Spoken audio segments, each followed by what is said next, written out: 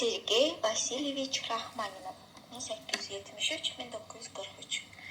Sergey Vasilyeviç Raxmaninov 19-cu əsrin sonu 20-ci əsrin birinci yarısında yaşayıb yaratmış görkəmli Rus bəstəkarı, dünya şöhrətli pianoçu, dirijor, öz dövrünün ən nüfuzlu və tanınmış musiqiçilərindən biridir. Onun yaradıcılığının çiçəklənməsi Rusiyada ən ağır sarsıntılar, böyük sosial dəyişikliklər dövrünə təsadüf edir. Rusiyada inqilabın başlanması ilə bir çox görkəmli sənət xadimlərinin həyatında həyəcanlı illər başlanır. Həmin dəyişikliklərin faciəvi nəticələrini qabaqcadan duyan həssas sənətkarlar içərisində Raxmaninov da var idi. O 1917-ci ildə Rusiyadan mühacirət edərək ömrünün çox hissəsini qürbətdə yaşamış və ABŞ-da, Kaliforniyada vəfat etmişdi. Bununla belə Raxmaninov əsl Rus bəstəkarı, Rus bəstəkarlıq məktəbinin, Rus klassik musiqisinin ənənələrinin böyük davamçısıdır. Sergey Raxmaninov bəstəkar kimi əsl milli Rus ənənələrində yetişmişdi və onun yaradıcılığı həm Rus xalq mahnısı musiqisi ilə, həm 19-cu əsr Rus bəstəkarlarının ənənələri ilə, Rus ədəbiyyatı ilə, Rusiyanın teatr sənəti ilə, Rusiyanın tarixi və incəsənəti ilə qırılmaz bağlıdır. Məhz Raxmaninovun simasında Moskva və Peterburq məktəblərinin yaradıcılıq prinsipləri vahid bitkin bir üslubda qovuşmuşdu. Raxmaninovun qüdrətli dəstə bəstəkarlarının və Çaykovskinin ənənələrini mənimsəyərək davam etdirməsi, özünün orijinal üslubunu yarada bilməsi çox təqdirə layiqdir. Dərin köklərlə öz xalqının musiqisinə bağlı olan Raxmaninovun yaradıcılığında Rusiya, vətən mövzusu xüsusi yer tutur. Baxmayaraq ki, o Rusiyanın tarixi ilə bağlı mövzulara müraciət etməmiş, Rus xalqının keçmişindən bəhs edən süjetlərdən istifadə etməmişdi. Onun proqramlı olmayan əsərlərində ruhən doğma torpağı ilə, Rus mədəniyyəti ilə bağlılıq açıq-aşkardır və bəstəkarın vətənpərvərlik hissini parlaq büruzə verir. Raxmaninov musiqisinin milli xarakteri, bunun Rus xalq musiqisi, xalq mahnısı, şəhər romansının intonasiya potensialından bəhrələnməsində özünü göstərir. Maraqlıdır ki, bəstəkar əsl xalq mövzularından demək olar ki, istifadə etməmişdi. Bununla belə Rus melosunun ünsürləri üzvü surətdə onun musiqi dilinə hopmuş və bunun parlaq milli simasını müəyyən etmişdir. Raxmaninov yaradıcılığında Rus kilsə nəğmələrinin intonasiyaları, eləcə də Rus məişətinin atributu olan zəng səsləri özünü məxsus şəkildə təzahür edir. Raxmaninovun bir sənətkar kimi Çaykovskiyə yaxınlığı xüsusilə qabarıq nəzərə çarpır. Çaykovski kimi Raxmaninov da demək olar ki, Rus romantizminin parlaq nümayəndəsidir. Ona son romantik demək olar. Neo-romantikdir.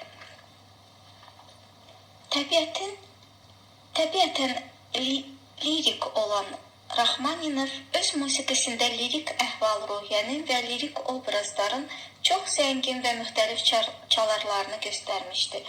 Onun musiqisində ən incə, xəfif duyğulardan tutmuş, ehtiraslı, alovlu patetikaya qədər ən müxtəlif lirik boyalara rast gəlirik. Bununla belə Raxmaninov heç vaxt öz subyektiv aləminə qapılmır, əksinə sanki öz ürəyini geniş açaraq düşüncə və duyğularını, həyəcan və yaşadıqlarını səmimiyyətlə bölüşür. Onun musiqisi həmişə insanlara geniş kütlələrə yönəlir. Raxmaninov musiqisi çox emosionaldır, açıqdır. Çaykovski kimi Raxmaninov da gözəl melodiyaları ustasıdır. Ucu bucağı görünməyən, geniş, axımlı melodiyalar Raxmaninovun musiqi dilinin ən cəlb edici cəhətidir. Çaykovski kimi Raxmaninovun da yaradıcılığında həm operalarında, həm simfonik əsərlərində lirik, dramatik istiqamət üstünlük təşkil edir. Raxmaninovun yaradıcılığında fortepian əsərlərinin əhəmiyyəti və sayı üstünlük təşkil edir və bu da təsadüfi deyil. Onunla bağlıdır ki, o həm də dahi pianoçu idi. Rachmaninovun adı Liszt, Rubinstein kimi görkəmli pianoçularla bir sırada çəkilir. Bir ifaçı kimi də Rachmaninovun yaradıcılığı milli ənənələrdən ayrılmazdı. Onun ifaçılıq üslubu virtuoz sənətkarlığın ən yüksək zirvəsi səviyyəsi ilə seçilir. Bununla belə Rachmaninovun heç vaxt bu cəhəti ön plana çəkmirdi. Mükəmməl ifaçılıq texnikasına malik olan Rachmaninovun ifası ilk növbədə ifadəliyi ilə heyran edir. Dinləyicinin diqqətini əsərin bədii məziyyətlərinə yönəldir. Rachmaninovun pianoçuluq üslubuna orkestral xüsusiyyətlər xas idi. Yəni, onun ifası səs boyalarının son dərəcə zənginliyi ilə seçilirdi. Bununla belə o heç vaxt boyalı xırdalıqlara uymadan ifa etdiyi əsəri ifaçılıq baxımından bitkin, tamamlanmış təfsirini təqdim edə bilirdi. Öz əsərlərinin mahir ifaçısı olan Rachmaninov başqa bəstəkarların fortepiano musiqisinin də gözəl təfsirçisi kimi tanınıb. Görkəmli rus musiqiçisi Metnerin təbirincə desək, Rachmaninov başqa bəstəkarların əsərlərini ifa edərkən elə bir təsəvvür yaranırdı ki, çaldığı əsərin müəllifi o özüdür. Onun ifası həmişə əsl yaradıcılıq kimi təsir bağışlayır. Sanki müəllif ifası kimi qavranılır və hər dəfə sanki əsərin ilk ifası təəssüratını bağışlayır. Rachmaninov demək olar ki, bütün janrlara müraciət edib. Onun operaları, fortepiano musiqisi, simfonik və xor əsərləri, mahnı və romansları musiqi xəzinəsinin incilərindəndir. Sergey Vasilyeviç Rachmaninov martın 20-si, bəzi mənbələrdə isə aprelin 1-i 1873-cü ildə Semyonova Novgorod qubernatorluğunda Rusiya imperiyasında dünyaya göz açır. Öz yaradıcılığında Sankt-Peterburg və Moskva bəstəkarlıq məktəblərinin ənənələrini Qərbi Avropa və Yaxın Şərq musiqi ənənələrini sintez edərək özünə məxsus orijinal üslub yarada bilmiş bəstəkarlardandır. Yaradıcılığında simfoniya, opera, fortepiano konsertləri, fortepiano miniatürləri üstünlük təşkil edir. Bəstəkarın atası Vasiliy Arkadyeviç Rachmaninov Tambov vilayətinin zadəganlarından idi. Anası tarix müəllimi, general-mayor Budakovun yeganə qızı idi. İlk musiqi təhsilini o anasından alır. Anası ona fortepianoda çalmağı öyrədirdi. Daha sonra böyük qardaş və bacılarının musiqi ilə məşğul olarkən necə diqqətlə onları dinlədiyini görən valideynlər ona müəllim dəvət edirlər evə. Arnatskaya onun ilk müəllimi olur. Elə onun dəstəyi ilə də 1882-ci ilin payızında Rachmaninov Sankt-Peterburg konservatoriyasının kiçik şöbəsinə Çermenskinin sinfinə daxil olur. Onun Sankt-Peterburg konservatoriyasında təhsili zəif gedirdi. Rachmaninov tez-tez dərsləri buraxırdı. Buna görə də ailə şurasında onu Moskvaya köçürmək və məşhur müəllim Moskva konservatoriyasının professoru Zverevin rəhbərliyi ilə özəl internat məktəbinə yerləşdirmək qərarını alırlar.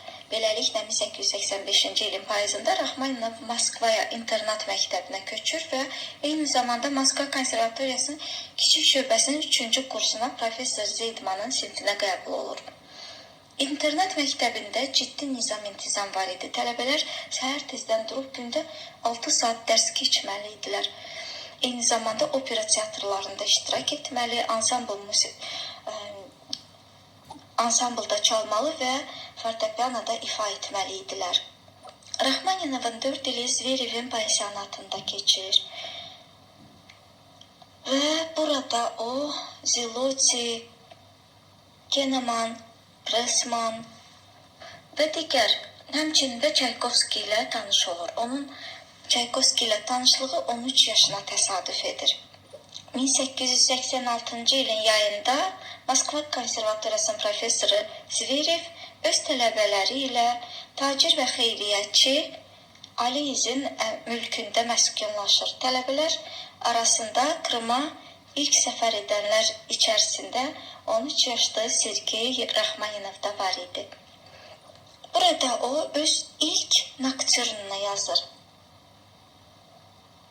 4 il sonra isə Rachmaninov və Zverev arasında mübahisə baş verir. Rachmaninov internat məktəbini tərk edir, lakin Moskvada qalır. Orada qohumları Satinlər tərəfindən qəbul edilir. Satinin qızı da pianoçu idi və onlar sonradan evlənirlər.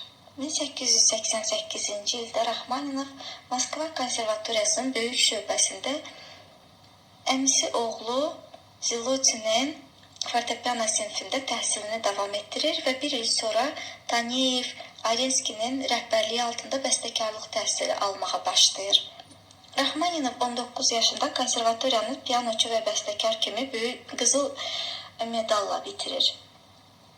Artıq konservatoriyada Moskva ictimaiyyəti arasında məşhurlaşır. Konservatoriyada oxuyarkən o artıq birinci fortepiano konsertini, bir sıra romanslarını və fortepiano üçün parçaları, o cümlədən sonralar Rachmaninovun ən məşhur əsərlərindən birinə çevrilən fortepiano üçün fantaziyasını yazır. Onun diplom işi Pushkinin Qaraçılar əsəri əsasında yazılmış Aliko operası idi. Bu onun ilk operası idi. Çaykovski bu operanı çox bəyənir. Bu bir aktlı opera idi və onun təkidi ilə bu opera böyük teatrda səhnəyə qoyulur. Çaykovski hətta onu Iolanta operası ilə birlikdə böyük teatrın repertuarına daxil etməyə çalışır. Lakin tezliklə xəstələnir və gözlənilmədən vəfat edir və planını həyata keçirə bilmir. 19 yaşındaykən o konservatoriyanı həm pianist, həm bəstəkar kimi bitirir. Bu illərdə o ilk fortepiano konsertini yazır, bir sıra romans və fortepiano üçün romanslarını yazır, fortepiano üçün pyeslər yazır, o cümlədən öz Do diez minor prelüdiyasını yazır. Fortepiano üçün pyeslər fantaziyalar silsiləsindən Do diez minor prelüdiyasını yazır. Hansı ki sonradan ən məşhur əsərlərdən birinə çevrilir. 20 yaşında artıq pul qazanmaq üçün Rachmaninov Moskvada Marinsk institutunda, sonra Yelizaveta və Ketrin qadın institutlarında müəllim olur. Rachmaninov da fərdi dərslər verməyə başlayır, lakin bu onun xoşuna gəlmirdi. 24 yaşında Rachmaninov Mamontovun dəvəti ilə Moskva Rus şəxsi operasının ikinci dirijoru olur. Burada bir mövsüm işləyir, lakin nəzərə çarpan yaradıcı töhfələr verə bilir və dirijor kimi məşhurlaşır. Orada Şalyapin onun dostuna çevrilir. Rachmaninov öz fikrini, diqqətini bəstəkarlıq üzərində cəmləmək üçün teatrı tərk etmək qərarını qəbul edir. Rachmaninov hələ Moskva konservatoriyasında oxuyarkən bəstəkar, pianoçu və dirijor kimi şöhrət qazanır. O, Moskva ictimaiyyəti tərəfindən pərəstiş edilir. Lakin 1897-ci il martın 15-də Sankt-Peterburqda 1-ci simfoniyasının uğursuz premyerası onun yaradıcılığına zərbə vurur və o çox böyük sarsıntı keçirib. 1-ci simfoniyasının müvəffəqiyyətsizliyi onu depressiyaya salır. O 3 il əsərlər yaza bilmir. Psixoloqun köməyi ilə depressiyadan çıxır və özünün ikinci fortepiano konsertini öz həkim psixoloquna həsr edir. Bir müddət böyük teatrda dirijor vəzifəsində çalışır. 17-ci ildən İnqilab hadisələrini qəbul etməyən bəstəkar ailəsi ilə birgə Amerikaya köçür. və Böyük Vətən müharibəsi illərində aldığı qonorarı Sovet ordusuna bəxş edir, hədiyyə edir. Rachmaninov öz 4 konsertindən birincisi fa diez minoru tələbəlik illərində yazmışdı. İkinci do minoru isə həkimin, psixoloquna həsr edir, psixoterapevtinə. Və bu əsərin əvvəlində kilsə zənglərindən istifadə edib. Üçüncü re minor, dördüncü isə sol minor konsertləri də sol minor konsertini o Metnerə həsr edib. Birinci simfoniyasının ifası zamanı bəstəkar Glazunov o zaman bütün paytaxtı bu gənc bəstəkarın istedadı ilə tanış etməklə, eşqi ilə odlanıb alovlanırdı. Lakin dirijorun keyfiyyətsiz ifası Glazunov o zaman təcrübəsiz idi və əsas etibarilə də bu əsərin yenilikçi xüsusiyyətləri Glazunovun özü tərəfindən o zaman qavranılmamışdı və nə də Peterburq kütləsi tərəfindən qavranılmamışdı. Və bu səbəbdən bu simfoniya iflasa uğrayır. O zaman Sezar Küyi yazırdı. Əgər cəhənnəmdə konservatoriya olsaydı, şübhəsiz ki, Rachmaninov oranın ilk şagirdi olardı. Xüsusilə Rachmaninova Rimski-Korsakovun mənfi rəyi çox sarsıdır. Çünki o onunla Moskvada Rus şəxsi operasında tanış olmuşdu və ona çox böyük dəyər verirdi. Və Rimski-Korsakovun onun haqqında belə mənfi rəyi elə bir sarsıntıya salır ki, bəstəkar 3 il əsər yaza bilmir. Dərin depressiyaya düşür. Rachmaninov yazırdı. Mən o insana bənzirdim ki, sanki güclü bir zərbə almışdı və onun başını, əllərini qoparmışdılar. Beləcə 1897-ci ildən 1901-ci ilə qədər Rachmaninov heç nə bəstələmir, yazmır. Yalnız evdə uzanaraq özünü hər kəsdən, hər şeydən tədric edərək yaşayır. Yalnız məşhur hipnozçu doktor Dalın köməyi ilə yaradıcılıq böhranından çıxa bilir. 1901-ci ildə o ikinci fortepiano konsertini tamamlayır və onu öz psixoloquna ithaf edir.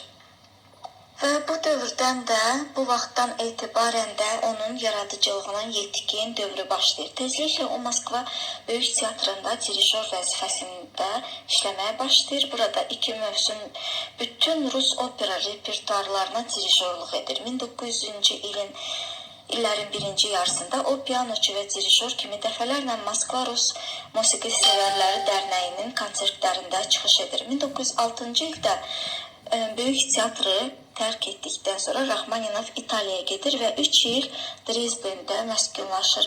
Burada çox məhsuldar işləyir.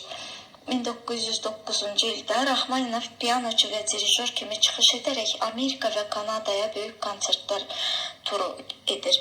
Eyni 1909-cu ildə 3-cü fortepiano konsertini yazır. 1911-ci ildə Rachmaninov Kiyevdə olarkən dostu və həmkarı Asovskinin xahişi ilə gənc müğənni Dzerzhinskayanı dinləyir, onun istedadını yüksək qiymətləndirir və bu müğənninin opera karyerasının inkişafında böyük rol oynayır.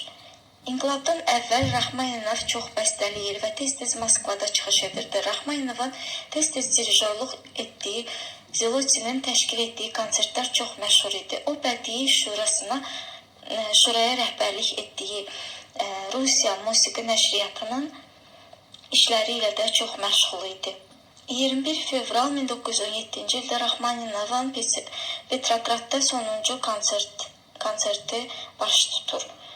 Oktyabr inqilabından qısa müddət sonra Raxmaninov İsveçdən gözlənilməz dəvətdən istifadə edərək 1917-ci ilin sonunda həyat yoldaşı Natalya Aleksandrovna ilə Satinin qızı ilə birlikdə 1917-ci ildə sonuncu konsertini verir.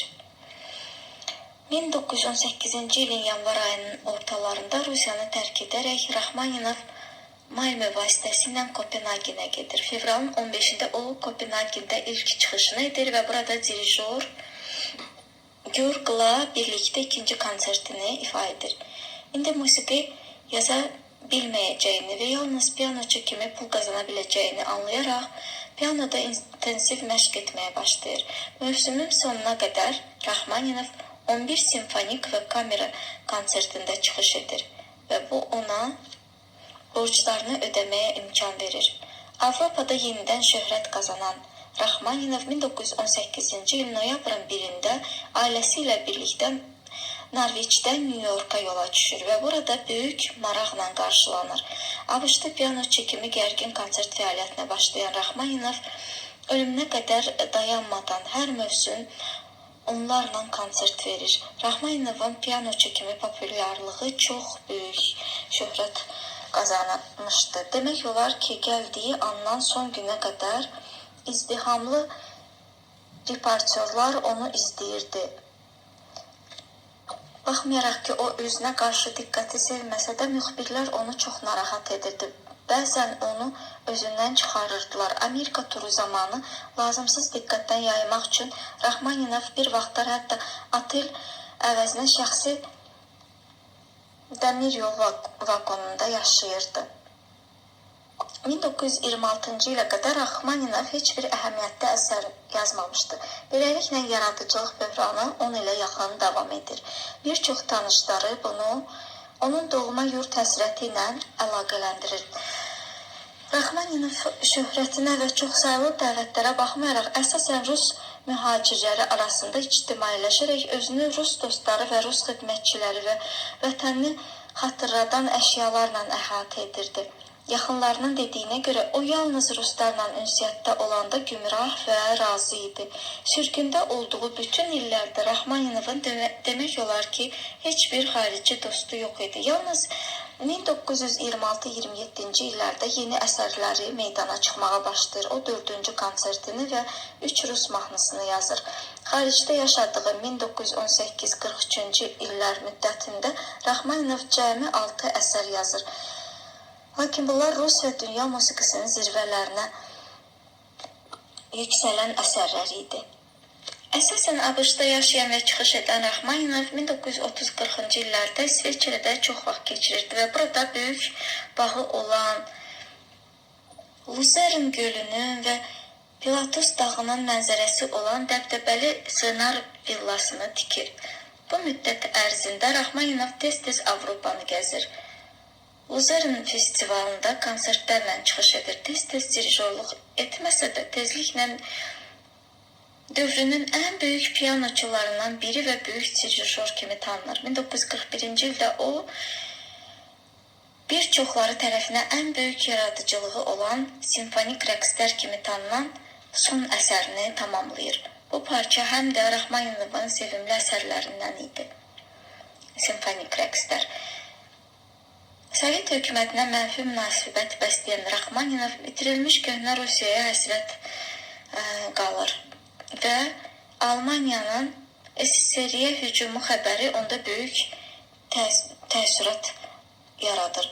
Böyük Vətən müharibəsi illərində ABŞ-da bir neçə konsert verir və bütün gəlirini anonim olaraq, gizli olaraq Qırmızı Ordu fonduna bağışlayır və bütün Rus mühacirlərinə də öz töhfələrini vermələrini tövsiyə edir. O, konsertlərinin birində əldə etdiyi gəliri bu sözlərlə Müdafiə fonduna bağışlayır. Ruslardan birindən Rus xalqına düşmənlə mübarizədə mümkün yardım etmək istəyirəm. İnanmaq istəyirəm ki, tam qələbə çalacaqlar. Məlumdur ki, bəstəkarın pulu ilə ordunun ehtiyacları üçün döyüş təyyarəsi hazırlanıb. Bəzi mənbələrə görə Rəhmaninov hətta ölümündən bir qədər əvvəl Sovet səfirliyinə gedib vətəninə qayıtmaq istəyib. Rəhmaninov çox dərin depressiyalar keçirmişdi, çox böyük sarsıntılar keçirmişdi və əsəbini boğmaq məqsədi ilə tütündən istifadə edirdi və bu da onda melanoma, dəri xərçəngini yaratmışdı. Rəhmaninovun özü bu xəstəliyindən xəbərsiz idi. Rəhmaninov son konsertini fevralın 17-sində ölümündən cəmi 6 həftə əvvəl verir. Bu konsert Knoxvilldə baş tutur. Rəhmaninov 28 mart 1943-cü ildə Beverly Hillsdə, Kaliforniyada, ABŞ-da 70 illik yubileyinə 3 gün qalmış vəfat edir. New York yaxınlığındakı Kensika qəbirstanlığında dəfn olunur. Dul arvadının xatirələrində məlum olur ki, onun tabutu sinkdən hazırlanır ki, nə vaxtsa onu Rusiyaya yenidən qaytara bilsinlər. 1915-ci ildə Rəhmaninovun nəvəsi Suzanna Sofiya Rəhmaninova bildirir ki, ailəsi onun son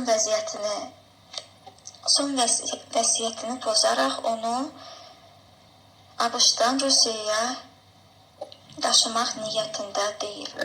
Rəhmaninovun əsas əsərlərinə onun 3 operası 1892-ci ildə yazılmış Aliko operası, 1904-cü ildə yazılmış Xəsis Cəngavər operası, 1904-cü ildə də yazılmış 1904-cü ildə 2 opera yazıb, Francesca da Rimini operalara aiddir. Eləcə də simfonik əsərlərindən 3 simfoniyası, 1-ci simfoniya 1895-ci ildə yazılıb re minor tonallığındadır. 2-ci simfoniyası onun 1906-7-ci illərdə yazılıb mi minor tonallığında, 3-cü simfoniyası 1935-36-cı illərdə yazılıb lə minor tonallığındadır.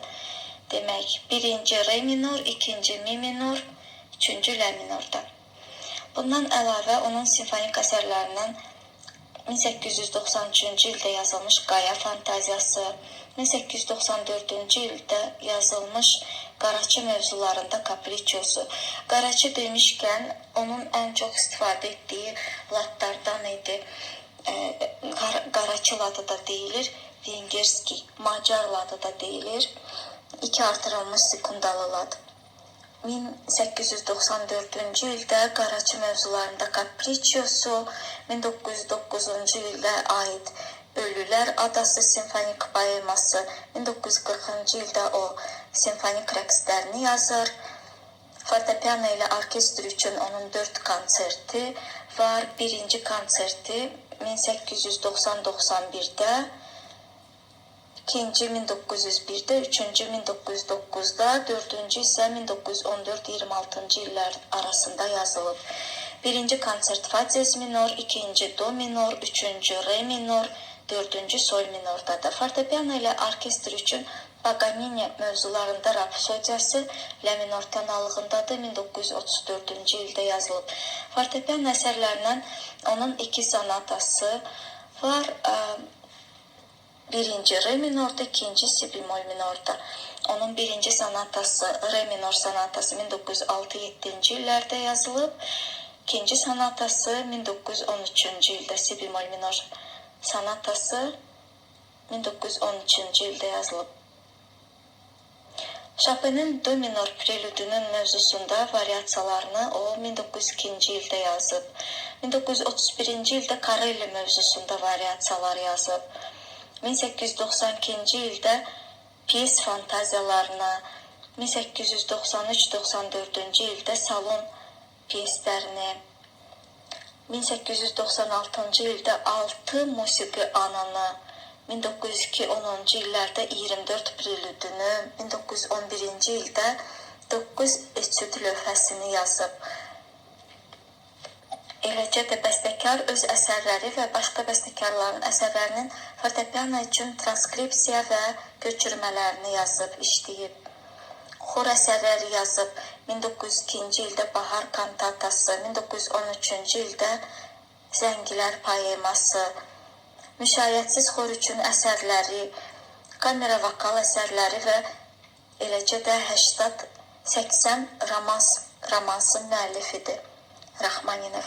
Rachmaninovun romansları bədii məziyyətlərinə görə və populyarlığına görə fortepiano əsərləri ilə bir sırada durur. Bəstəkar 80 romans müəllifidir. Bunların içərisində Pushkin, Koltsev, Şevçenko kimi görkəmli şairlərin sözlərinə yazılmış nümunələr var.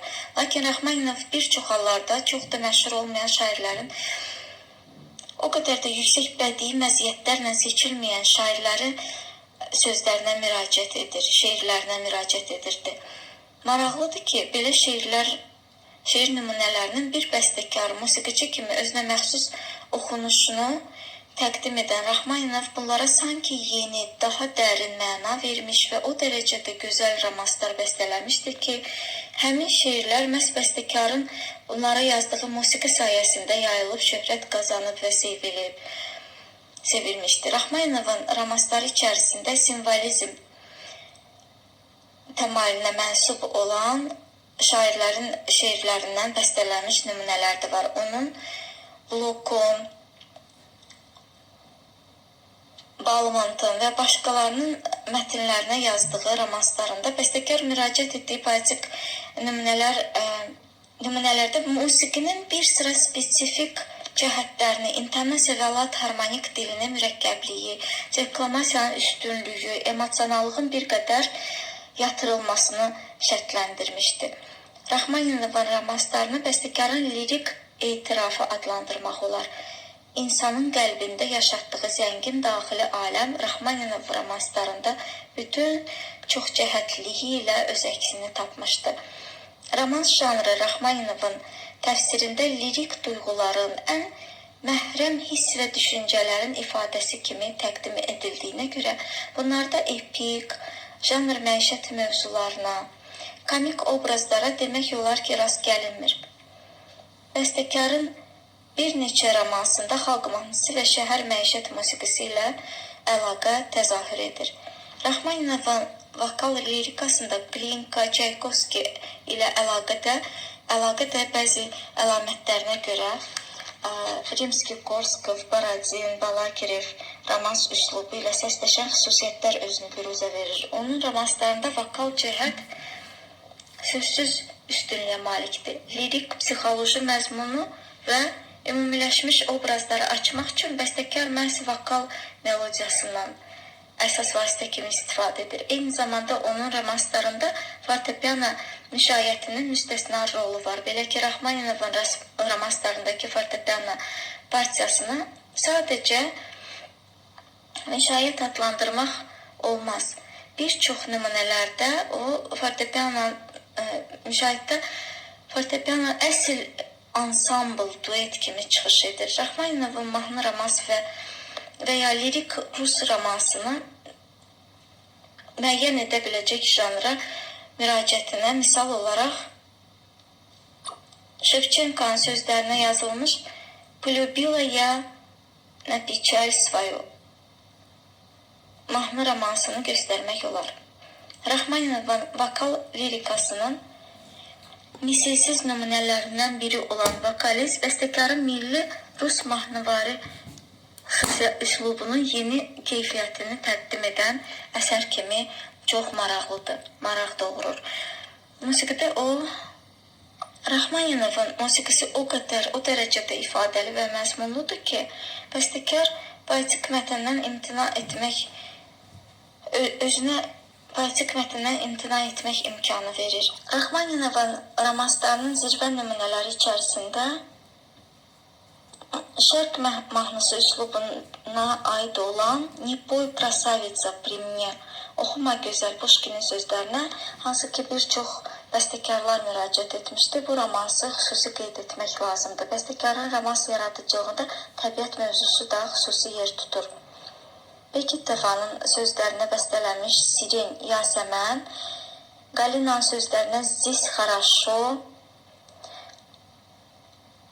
Tuçevin sözlərinə "Vесенние воды", "Bahar suları" romansları təbiət mənzərələrinin kamera, vokal və lirika sahəsində ilhamla yaradılmış misilsiz nümunələridir.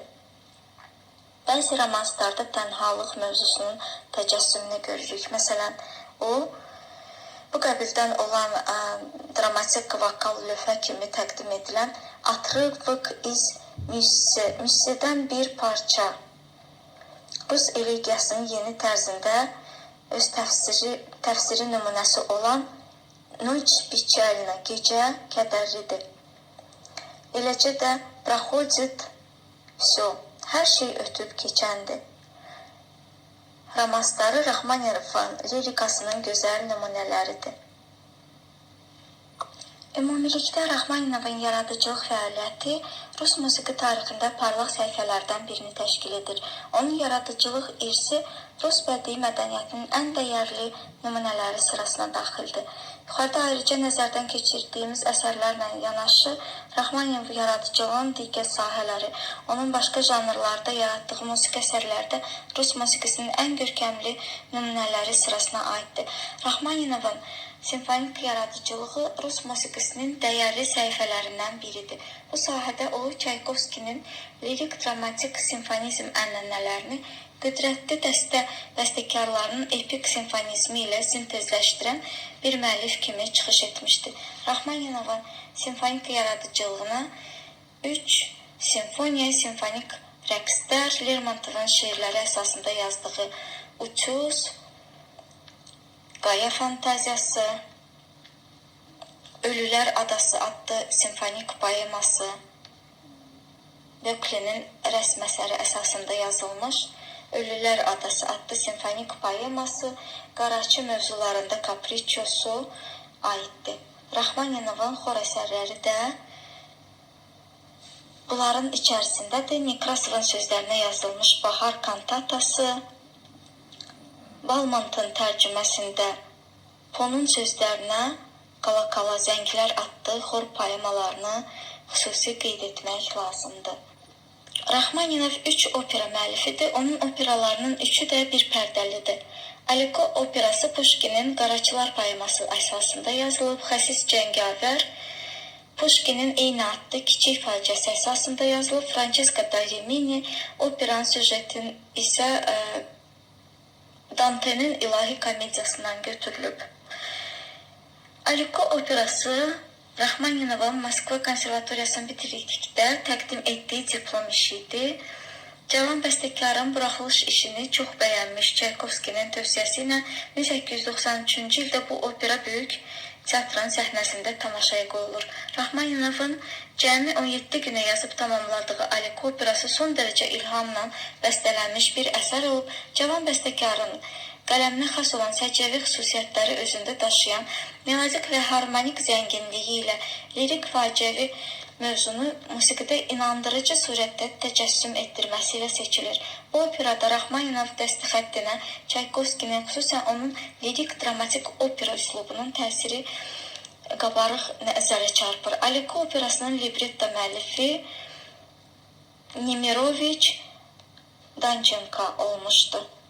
Bu lirik-dramatik operadır. Çox gənc bəstəkarın qələmindən çıxmasına baxmayaraq, əsər mürəkkəb janr olan opera nümunəsi kimi yüksək peşəkarlıqla yazılıb.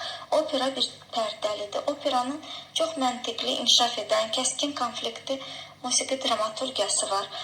Əsərdəki hadisələr boyalı janr məişət səhnələri və kiçik orkestr parçaları fonunda çox sürətlə və gərgin inkişaf edir. Raxmanov burada opera üçün səciyyəvi olan bütün vasitələrdən məharətlə istifadə etmişdir. Həm yerləşdirilməsi, həm də dramaturji rol baxımından əsərin müzakirəsində duran vokal nömrələr baş qəhrəmanları səciyyələndirir. Operanın üslubunu bütövlükdə vokal melodik üslub adlandırmaq olar. Yəni, bəstəkar orkestrdən məharətlə istifadə edərək buna mühüm dramaturji rol ayırsa da, operada vokal üstünlük təşkil edir. Operada iştirak edən surətlər əsas etibarı ilə ənənəvi solo vokal nömrələri ilə eləcə də duet səhnələrində səciyyələndirilir. Bir pərdə çərçivəsində bəstəkar hər bir obraz üçün çox parlaq musiqi səciyyəsi yarada bilmişdir. Aliko surəti Zenfira ilə və Qoca Qaraçı ilə duetlərdə və Kavatinada, Zenfira beşik başında oxuduğu mahnıda və Cavan Qaraçı ilə duetdə, Qoca Qaraçı hekayət ilə, Cavan Qaraçı romansla səciyyələndirilir. Alikonun faciəsi Qaraçı məişətini, Qaraçı həyatını əks etdirən səhnələrin fonunda açılır. Operada Qaraçıların xorları, rəqsləri var.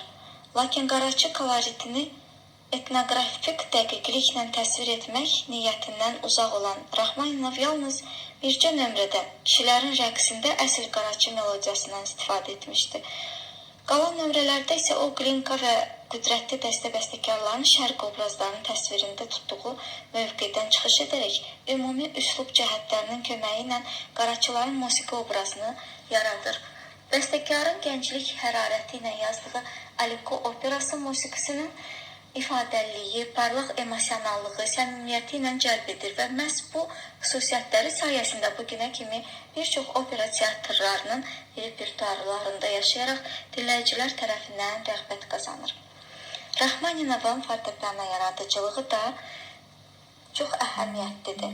Yuxarıda qeyd etdiyimiz kimi fortepiano musiqisi Rəhmaninov yaradıcılığının ən mühüm və geniş sahələrini təşkil edir.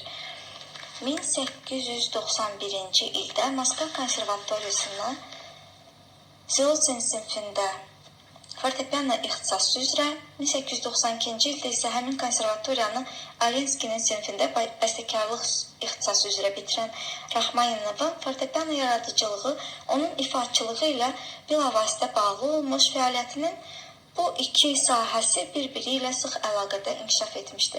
Rəhmaninovun fortepiano əsərləri həm üslub cəhətdən, həm obraz və mövzuların zənginliyi cəhətdən tək rus musiqisində deyil, ümumiyyətlə fortepiano ədəbiyyatında özünə məxsus yer tutur. Onun iri həcmli fortepiano əsərlərində fortepiano ilə orkestr üçün 4 konsert və Paganini mövzularında Rapsodiyası bu əsəri bəstəkarın 5-ci konserti də adlandırırlar. 2 sonatası re minor, si bemol minor və 2 variasiya silsiləsi, Chopin'in do minor prelüdünün mövzusu və Karelin mövzusunda variasiyaları aiddir. Rəhmaninov fortepiano üçün həmçinin xırda formalı əsərlər bəstələmişdi ki, bura prelüdlər, musiqi anları, etüd lövhələr, salon pyesləri, pyes fantaziyaları, bəstəkarın bəzi romanslarının fortepiano üçün transkripsiyaları, ayrı-ayrı pyeslər, serenada, barkarola, nokturn, elegiya, mazurka, varslar və s. aiddir. Rəhmaninovun həm iri, həm xırda formalı fortepiano əsərlərində bəstəkarın fərdi dəsti xəttinə xas olan cəhətlər, onun üçün səciyyəvi olan obrazlar, melodik dil, ritmikası, harmoniyasının xüsusiyyətləri tətbiq etdiyi ifadə tərzi, musiqi mövzularını inkişaf etdirmək üsulları parlaq təzahür edir. Rəhmaninin fortepiano musiqisində müraciət etdiyi janrlardan bir çoxuna yeniliklər gətirmişdi. Bu sahədə o Lisztin dəbdəbəli dekorativ pianizminin ənənələrini, Glinka, Çaykovski kimi rus bəstəkarlarının fortepiano əsərlərində özünü büruzə verən cəhətlər rus xalq melodikasından gələn axınlılığına, emosional ifadə tərzinin səmimiliyi və sadəliyi ilə sintezləşdirərək özünün bənzərsiz üslubunu yaratmışdır. Rəhmaninovun fortepiano ilə orkestr üçün bəstələdiyi konsertlər 1-ci konserti fa diez minor, 2-ci konserti, 3-cü konserti re minor, 4-cü konserti sol minor bunlarda irəli sürülmüş bədii qayənin bitkinliyi ilə, təravətli və ifadəli tematik materialı ilə seçilir. Demək, 1-ci konserti fa diez minor, 2-ci do minor, 3-cü re minor, 4-cü sol minordadır. Rəhmaninov bu əsərlərində Liszt, Brahms, Çaykovskinin ardınca konsert janrının simfonikləşdirmə yolu ilə getmiş, həmçinin bu janrı lirik poema xüsusiyyətləri ilə zənginləşdirmiş, konsertdə lirik monoloq xüsusiyyətləri aşılamış, solistlə orkestr partiyalarını mümkün qədər bir-birinə yaxınlaşdırmağa çalışmışdı. Paganini mövzularında Rapsodiyasında la minor, tanalığında yazılıb. İstifadə edilmiş variasiya forması ilə geniş onun variasiya formasında yazılmış bu əsərini qeyd edək. Onu da qeyd edək ki, Rəhmaninovanın xırda formalı fortepiano əsərlərində də, məsələn, bəzi prelüdlərində, musiqanlarında konsertvarililik əlamətləri üzə çıxır. Rəhmaninovanın prelüdləri, etüdləri, musiqi anları mürəkkəb fakturaya malik əsərlərdir. Bunların hamısında melodiya aparıcı rol oynayır. Bu melodikanı müşayiət edən qalan səslər isə çox mürəkkəb, bir neçə laydan ibarət fakturanı əmələ gətirir. Odur ki, pianoçular üçün Rəhmaninov əsərlərinin ifası həm texniki cəhətdən, həm də obrazlı məzmunu dinləyiciyə çatdırmaq baxımından çox çətin olub, yüksək peşəkarlıq və məharət tələb edir. Rəhmaninovanın fortepiano ilə orkestr üçün ikinci konserti 1901-ci ildə yazılıb. Beethoven, Tchaikovsky, Liszt, Brahms kimi bəstəkarların konsertləri ilə yanaşı dünya miqyasında fortepiano konsertlərinin zirvə nümunələrindən biri hesab olunur onun ikinci konserti. Bu bəstəkarın lirik dramatik mövzuda yazdığı ən yaxşı əsərlərindən biridir. İkinci konsertdə Rəhmaninov Tchaikovsky ənənəsini davam etdirərək konsertdə lirik dramatik janr kimi eyni zamanda özündə parlaq milli xüsusiyyətlər daşıyan lirik və janr elementlərini qovuşduran, gərgin konflikti inkişafı ilə seçilən və ümumi ovqatının nikbinliyi ilə seçilən bir musiqi növü kimi təfsir edir. Rəhmaninov konserti simfoniyaya daha yaxınlaşdırır öz konsertlərini. Yüksək patetikası, parlaq virtuozluğu və fortepiano fakturasının zənginliyi etibarilə bu konsert Liszt ənənələrini də davamı kimi təzahür edir. Konsert 3 hissədən ibarətdir. Möhtəşəm birinci hissənin lirik dramatik xarakteri artıq girişdəki zəng səslərini xatırladan mövzuda özünü biruzə verir. İkinci hissə konsertin lirik mərkəzi işıqlı, şairanə gözəlliyi ilə heyran edən musiqi ilə seçilir. Üçüncü hissə optimist, nikbin ovqatı təsdiqləyən, nikbin təntənə əhval-ruhiyyəsini ifadə edən musiqidən ibarətdir. İkinci konsert Rəhmaninovun qələminə xas olan ən mühüm cəhətləri özündə daşıyan bir əsərdir. Konsert Rəhmaninovun üslubu üçün səciyyəvi olan, ucu-bucağı görünməyən, geniş, axımlı, eniş yoxuşlu, inkişafda verilən melodiyalarla zəngindir. Bəstəkar burada adətən təbiət mənzərələrinin təsvirində istifadə etdiyi üslubu da tətbiq edir. Sanki gözəl bir lövhəyə dalmış və bundan ayrılmaq istəməyən, bunu heyranlıqla seyr edən bir müəllifin duyğularını əks etdirmişdir. Bu obraz bir istinad pərdəsi ətrafında gəzişmələrdə hörülmüş intonasiyalarla zəngin olan melodiyaların köməyi ilə yaradılır. Konsertin ritmik xüsusiyyətləri də Rəhmaninov üçün səciyyəvi olub, iradəli, aktiv ritmik qurumların, assinat motivlərin geniş melodiyalarla uzlaşması fonunda təzahür edir. Konsertin simfonikliyi təkcə burada təcəssüm etdirilən obrazların zənginliyində, başlıca mövzuların geniş inkişafa məruz qalmasında deyil, əsərin hissələrinin bir-biri ilə daxilən bağlı olmasında özünü göstərir. Konsertin hissələrini əlaqələndirmək məqsədi ilə bəstəkar final hissəsi ilə birinci hissə arasında tematik qohumluq yaradır. Rəhmaninovun fortepiano prelüdləri, etüd lövhələri və musiqi anları da olduqca qiymətlidir. Rəhmaninovun fortepiano musiqisinə gətirdiyi yeniliklər prelüdiya janrında da qabarıq nəzərə çarpır. Chopin prelüdiyanı romantik fortepiano miniatürlərinin bir növünə çevirməklə tarixə düşmüşdüsə, Rəhmaninov prelüdiyanın əhatə etdiyi məzmun dairəsini xeyli genişləndirmişdi. O, prelüdlərdə sırf lirik obrazlar aləmini təsvir etməklə məhdudlaşmayaraq, bunları qəhrəmanı epik və xalq janr obrazları ilə zənginləşdirir. Chopin'in, Scriabin'in prelüdiyalarından fərqli olaraq, Rəhmaninovun prelüdləri içərisində lirik, psixoloji məzmunlu, peyzaj xarakterli prelüdlərlə yanaşı monumentallığı ilə seçilən nümunələr var. Raxmaninovun prelüdlərinin bir çoxu kompozisiya cəhətdən sadə olmaqla sadə hissəli və ya sadə üçsəli formalardadır. Miqyası etibarilə çox böyükdür. Bəstəkarın 24 prelüd silsiləsindəki 2 nömrəli do diez minor prelüdü lirik patetik səciyyəsi ilə seçilir. Burada gənc bəstəkarın ifadə etdiyi qiyamçı əhval-ruhiyyə, ehtiraslı xarakter, faciəvi pafos və güclü təzadlar çox təsirli verilir.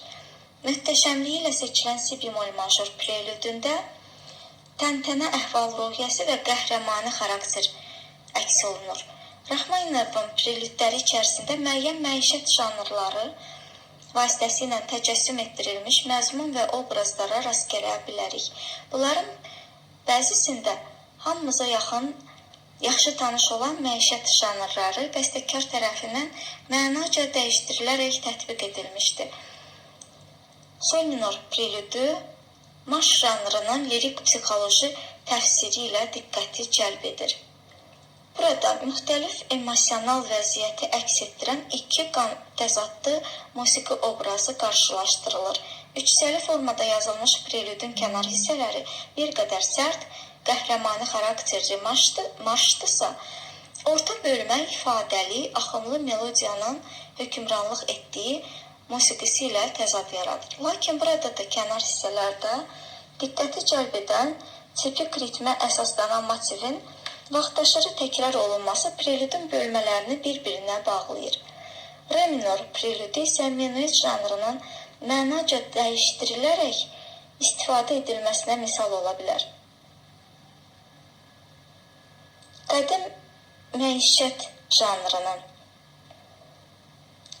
məişət rəqs janr xüsusiyyətlərinin tətbiqi burada bir növ şərtidir və bəstəkar sanki menuet janrından çıxış edərək həyəcanlı, dramatik xarakter daşıyan bir lirik psixoloji poema yaradır. Raxmaninov prelüdlərinin bir qisminin obrazları sanki təbiət lövhələrindən alınmış təəssüratları əks etdirir. İşıq və hərarətlə dolu olan 4 saylı re major prelüdünün musiqisi məhz belə təsir bağışlayır. Tütək nəğməsi və quşların səsini xatırladan motivlərlə aşılanmış sol major prelüdünün obrazları isə dinləyicidə Rus təbiəti, yay mənzərəsi barədə daha konkret və aydın təsəvvür oyadır. Sol diez minor prelüdündə aparıcı melodiyanı müşayiət edən harmonik figurasiyaların cingiltili musiqisi zınqırov səslənməsini xatırladır. Si minor prelüdündə isə əvvəlində verilmiş həzin, kədərli, hətta faciəvi boyalarla aşılanmış obrazı təsvir edən musiqi orta bölmənin qiyamçı, etiraz dolu əhval-ruhiyyəsi ilə seçilən obrazı ilə qarşılaşdırılır. Raxmaninovun 24 prelüd silsiləsi hər hansı bir tonal plana əsaslanmayıb. Prelüdlərin sərbəst surətdə ardıcıllaşması ilə səciyyələnir. Raxmaninovun etüd lövhələri də onun fortepiano yaradıcılığının mühüm bir hissəsini təşkil edir. Etüd lövhələrdə bəstəkarın monumental yazı üslubu xüsusilə parlaq nəzərə çarpır. Bu əsərləri etüd lövhə adlandırmaqla bəstəkar bunların adi etüd çərçivəsindən kənara çıxaraq əslində monumental musiqi lövhələri olduğunu göstərir. Həqiqətən də Raxmaninovun etüd lövhələri ilk növbədə etüd kimi deyil, məhz bədii xüsusiyyətləri ilə diqqəti cəlb edən əsərlərdir. Bəzi etüd lövhələr müəyyən konkret təsəvvürlə bağlı olmayıb, lakin əhval-ruhiyyəsini ifadə edir. Məsələn, xəyalpərəst bir ovqatı əks etdirən 5 saylı sol minor etüd lövhəsi, coşqun, qəhrəmani ruhlu 1 saylı do minor etüd lövhəsi belələrindəndir. Eyni zamanda bu etüdlərin içərisində məişət lövhələri, təbiət lövhələri, insanın daxili aləmini ən müxtəlif əhval-ruhiyyəsini özündə əks etdirən nümunələr də var. 4 saylı etüd lövhə bəstəkarın özünün qeyd etdiyinə görə yarmarka lövhəsinin təsviri, 9 saylı etüd lövhə isə şərq marşıdır. 7 saylı etüd lövhə sanki xorun oxuması və zəng səsləri ilə müşayiət olunan bir dəfn mərasimini xatırladan fantastika ilə reallığın qəribə qovuşuğunu təqdim edən nümunədir. 2 saylı Opus 39 və 2 saylı Opus 33.